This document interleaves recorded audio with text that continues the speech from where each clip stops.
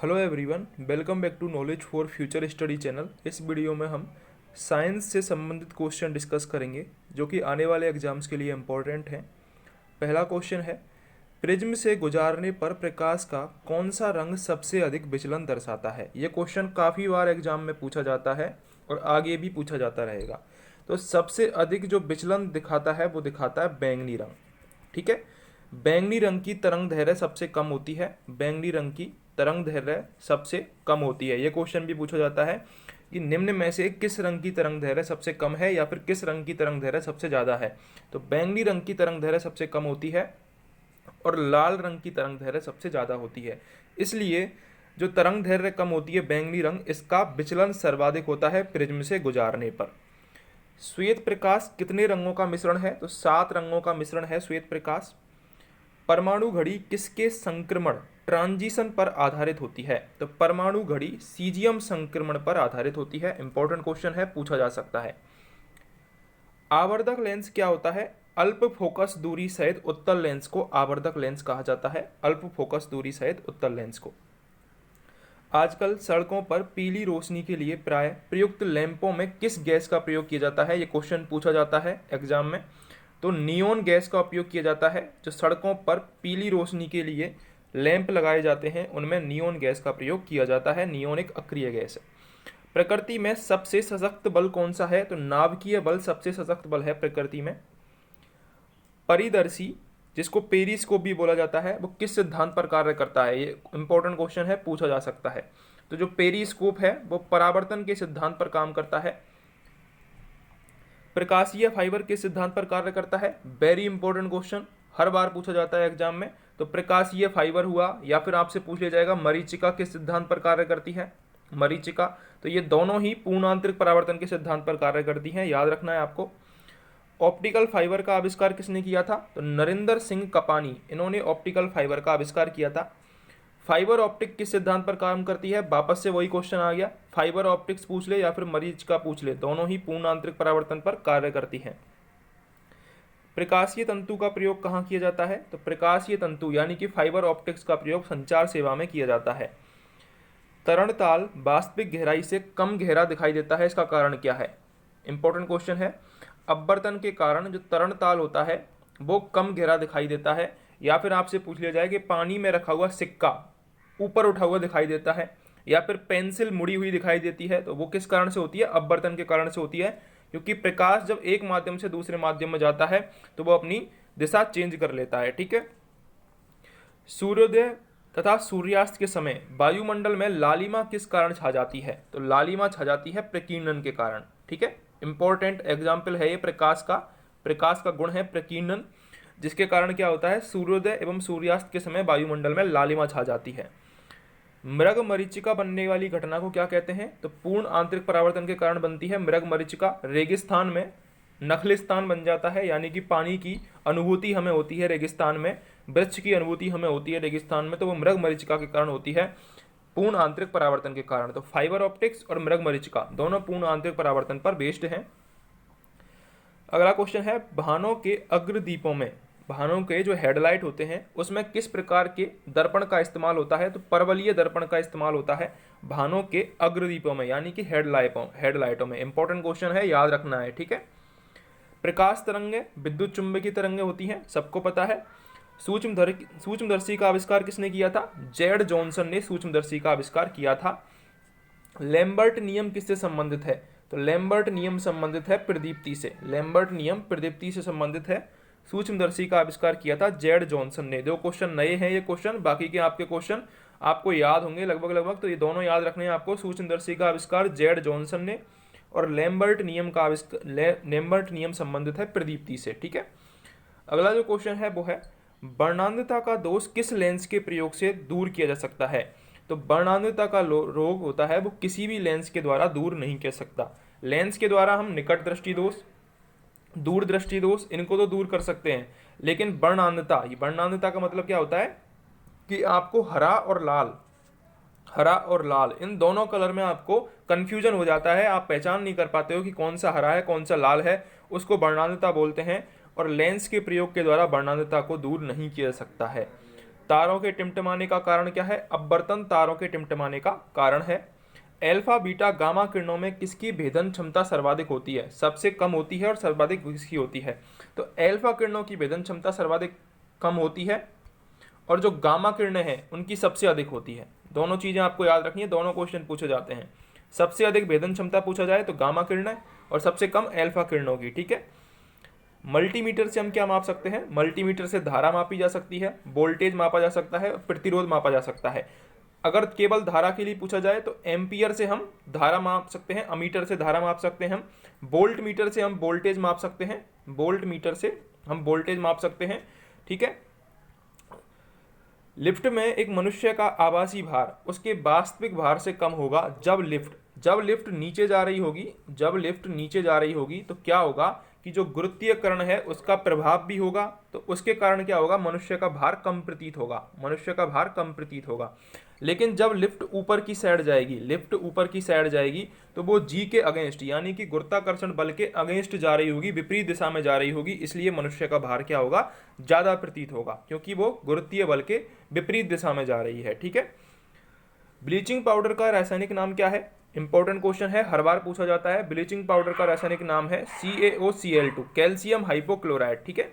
CaOCl2 bleaching powder का रासायनिक नाम है।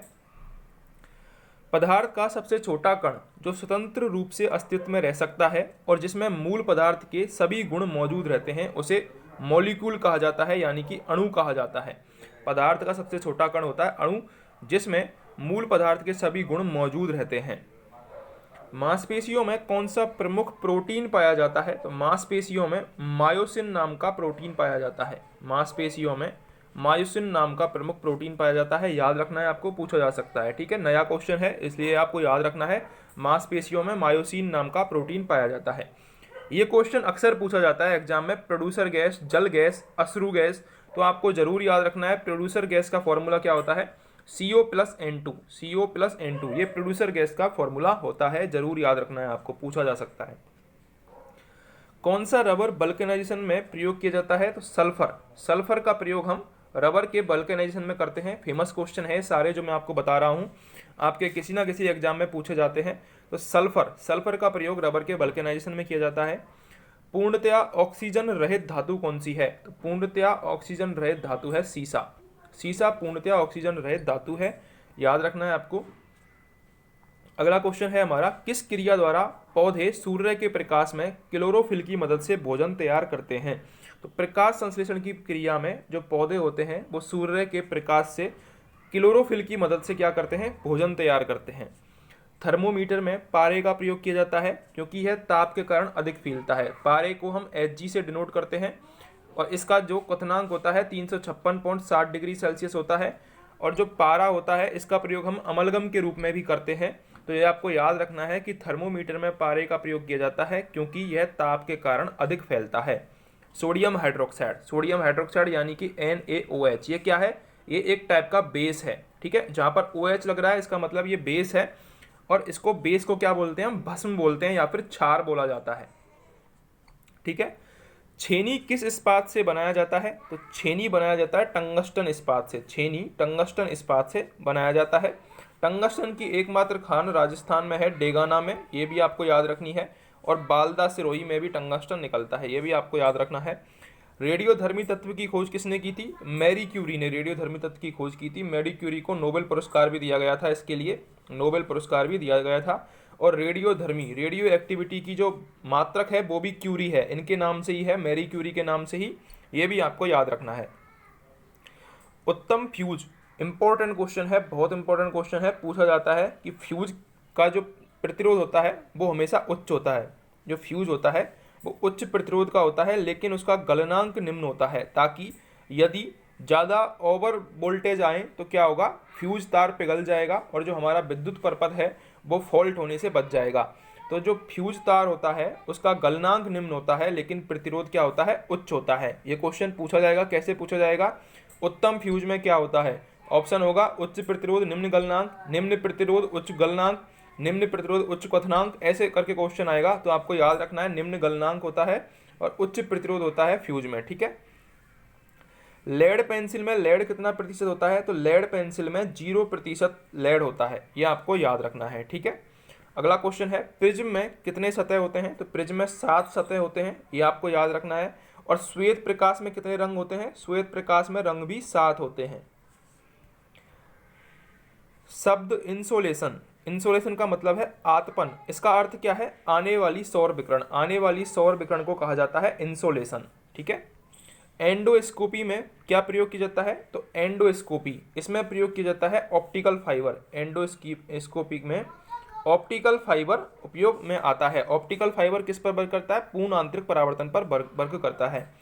हीरे की चमक का मुख्य कारण क्या है? हीरे की चमक का मुख्य कारण भी पूर्ण आंतरिक परावर्तन ही है। तो मरीचिका हुआ पूर्ण आंतरिक परावर्तन के लिए, हीरे की चमक पूर्ण आंतरिक परावर्तन से, और यदि ऑप्टिकल फाइबर वो भी पूर्ण आंतरिक परावर्तन से काम करता है। अगला क्वेश्चन है, बोलोमीटर का प्रयोग किसे मापने के लिए किया जाता है? तो बोलोमीटर का प्रयोग किया जाता है तापमान के मापन के लिए, ठीक है। सूर्य की किरणें किस प्रक्रिया द्वारा पृथ्वी पर पहुंचती है? वेरी इंपॉर्टेंट क्वेश्चन, किसी न किसी एग्जाम में पूछा जाएगा। तो सूर्य की किरणें विकिरण के द्वारा पहुंचती हैं, विकिरण के द्वारा पहुंचती हैं, ठीक है। चालन, संवहन, विकिरण, तो इनमें से विकिरण के द्वारा पृथ्वी पर सूर्य की किरणें पहुंचती हैं। एक्स किरणें किस प्रकार की तरंगें हैं? एक्स किरणें विद्युत चुम्बकीय तरंगें हैं, और जो प्रकाश तरंगें हैं वो भी विद्युत चुम्बकीय तरंगें होती हैं।